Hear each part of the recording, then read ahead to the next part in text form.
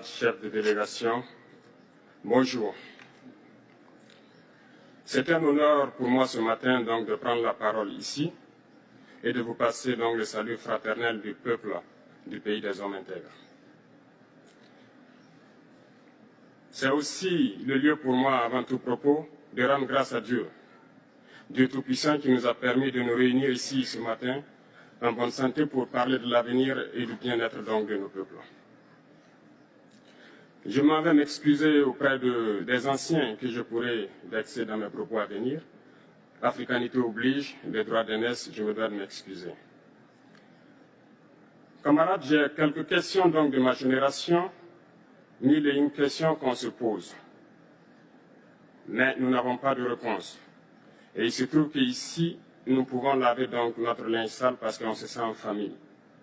On se sent en famille en ce sens que la Russie est une famille aussi pour l'Afrique. C'est une famille parce que nous avons la même histoire. La Russie a consenti d'énormes sacrifices pour libérer le monde du nazisme pendant la Seconde Guerre mondiale. Les peuples africains, nos grands-pères, ont été déportés de force aussi pour aider l'Europe à se débarrasser du nazisme. Nous partageons la même histoire en ce sens que nous sommes les peuples oubliés du monde, qu'ils soient dans les livres d'histoire, dans les documentaires ou films. On tend donc à balayer le rôle prépondérant qu'a joué la Russie et de l'Afrique dans cette lutte contre le nazisme. Nous sommes ensemble parce que, actuellement, nous sommes là pour parler de l'avenir de nos peuples, de ce qui va advenir demain, de ce monde libre auquel nous aspirons, de ce monde sans ingérence dans nos affaires internes. Nous avons les mêmes perspectives et je souhaite que ce sommet soit l'occasion donc de pouvoir tisser de très bonnes relations en vue d'un meilleur avenir de nos peuples.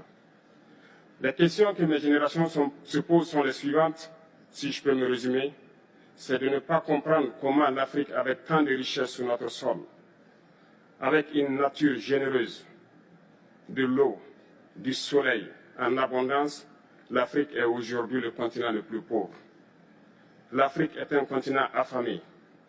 Et comment se fait-il que les chefs d'État traversent donc le monde à mendier?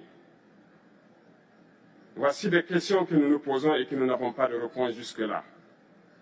Nous avons l'occasion de tisser de nouvelles relations. Et j'espère que ces relations puissent être les meilleures pour donner un meilleur avenir à nos peuples. Ma génération me charge aussi de dire que, par ce fait de pauvreté, ils sont obligés de traverser l'océan pour essayer de rallier l'Europe. Ils meurent dans l'océan.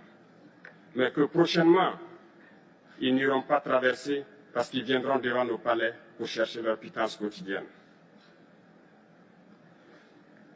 Pour ce qui concerne le Burkina Faso, aujourd'hui, nous sommes confrontés depuis plus de 8 ans à la forme de manifestation la plus barbare, la plus violente du néocolonialisme, de l'impérialisme. L'esclavage qu'on tend encore à nous imposer. Nos dévanciers nous ont bien appris une chose. L'esclave qui n'est pas capable d'assumer sa révolte ne mérite pas que l'on s'apitoie sur son sort. Nous ne nous apitoyons pas sur nos sorts, on ne demande pas que quelqu'un s'apitoie sur notre sort. Le peuple burkinabé a décidé de lutter contre les terroristes en mesure de relancer son développement. Dans cette lutte, des vaillants peuples, des vaillantes populations se sont engagées à prendre les armes face au terrorisme, ceux que nous avons affectueusement appelés les VDP, des volontaires. Nous sommes surpris de voir les impérialistes traiter ces VDP de milices et de tout type. C'est décevant, parce qu'en Europe, lorsque des peuples prennent les armes pour défendre leur patrie, on les traite de patriotes. Nos grands-pères ont été déportés pour sauver l'Europe. Ce n'était pas avec leur consentement, contre leur gré.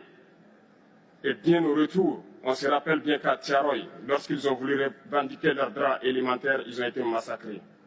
Cela ne fait rien donc. Lorsque nous, peuple, nous décidions de nous défendre, on nous traite de milices. Mais là n'est pas le problème.